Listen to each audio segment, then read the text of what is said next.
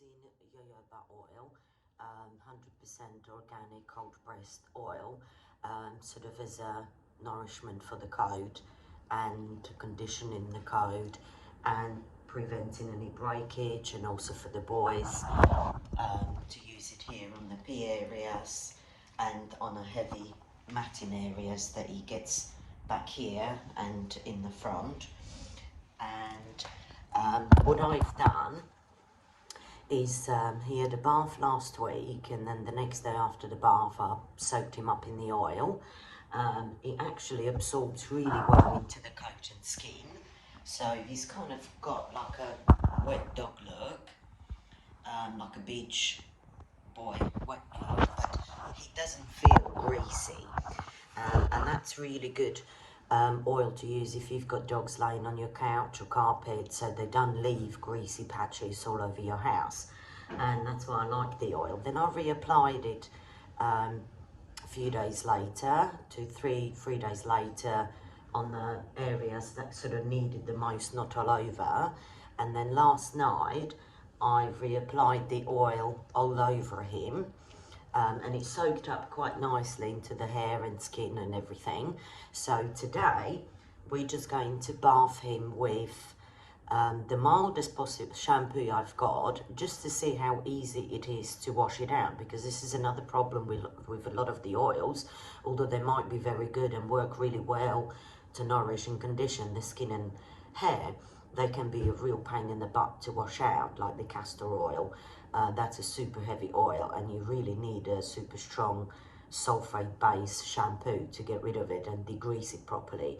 So jojoba oil was very good so far. What I've tried a little bit here and there to wash it out easy, but we're going to use the mildest one now, in case you have dogs with problematic skin and coat and you're very limited what shampoos and conditioners you can use for your dog.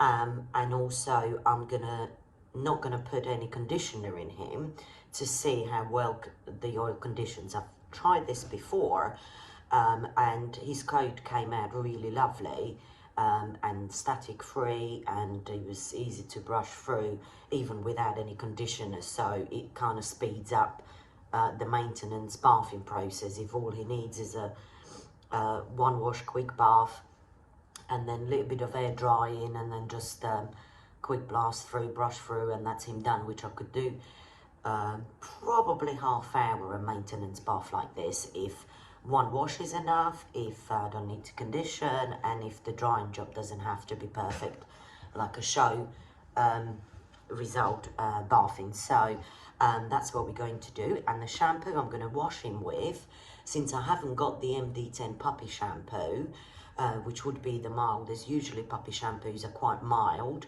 and free of any nastiness and strong chemicals. So I'm going to use iGroom Tearless Facial Sensitive Puppy Shampoo. That is the mildest thing I've got, and I use that on all the doodle faces and beards, since it is really a tearless shampoo. And I also use it on one German Shepherd client that has a pair of sensitive skin, although I don't think it's the shampoo's causing the problem, but at owner's request, that's all I bath her with without any conditioners. And she's a long hair shepherd, and her hair always comes out really nicely out after that shampoo. So I've never used it on him, since he doesn't really need too much of a face washing, and definitely never used it on his body. So we'll see what his coat will come out like, and I will be back at the end with some pictures, and I'll show you the coat once he's dry. So here we are. I've just finished blasting here quickly after he did some air drying. I haven't put a brush through his coat yet, so let's have a look how he did after his jojoba oil soak bath. I put no conditioner in him, and I used the mildest shampoo. Now the coat has no grease in it, and we'll just quickly have a look. There were no tangles when I was drying him. I'm just going to brush his coat through.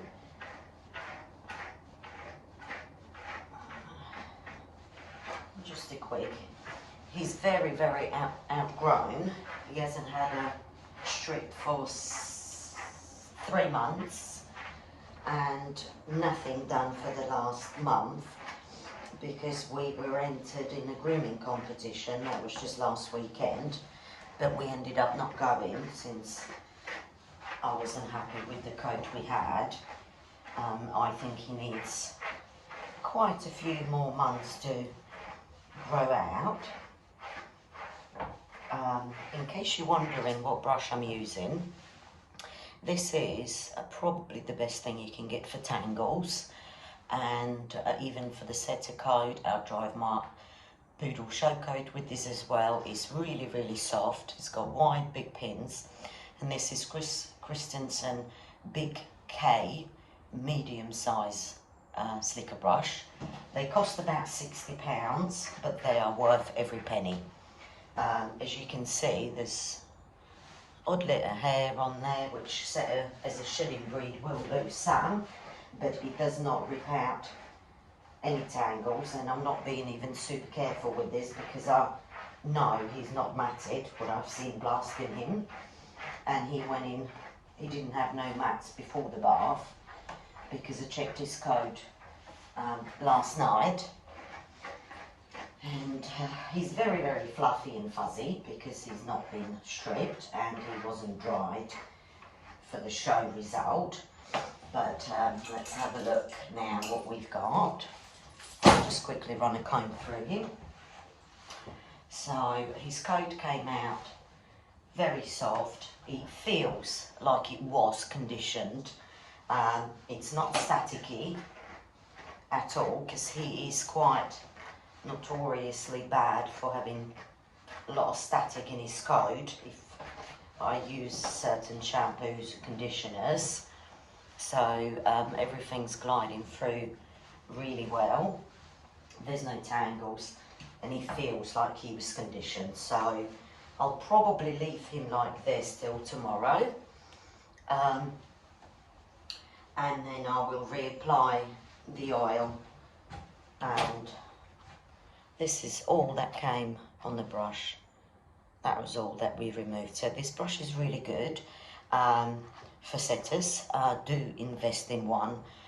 It's brilliant on any breed actually. And yeah, let's have a look because the lighting might not be perfect. So let's move around. Yeah, his coat feels really lovely. As a maintenance, I would not take him to a show looking like this.